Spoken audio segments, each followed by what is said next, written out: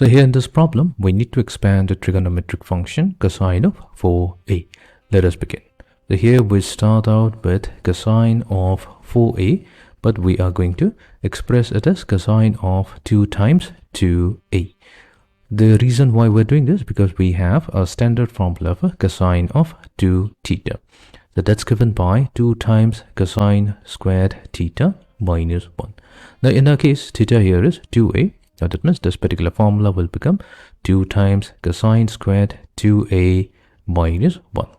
So furthermore, we can have 2 times cosine of 2a whole squared. So again, we can use the formula for cosine of 2 theta to expand cosine of 2a, and this should give us 2 times cosine squared a minus 1 whole squared minus 1. Okay, this should give us 2 times. So squaring 2 cos squared a minus 1 whole squared will be 4 times cosine a raised to the power of 4 minus 4 times cosine squared a plus 1 minus 1.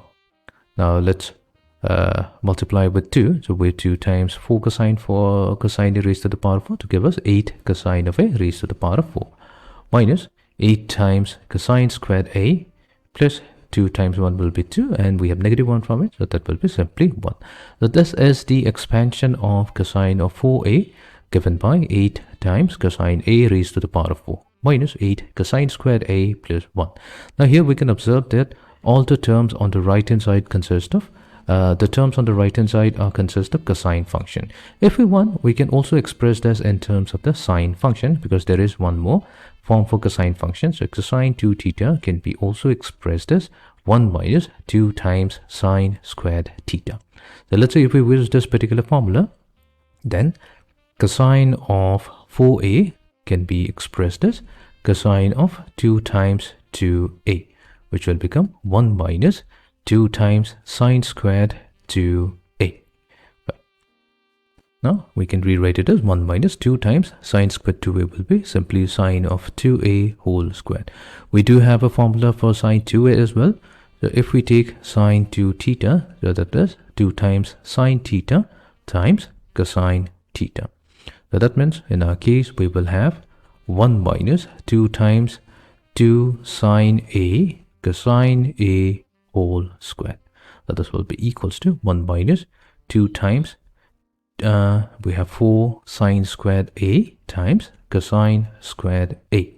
Fine. So let's multiply this 2 with the 4. We have 1 minus 8 times sine squared a times cosine squared a. But what we can do, we can convert cosine function to the sine function as 1 minus sine squared a. Okay, so let's further simplify. This is going to give us 1 minus 8 sine squared a.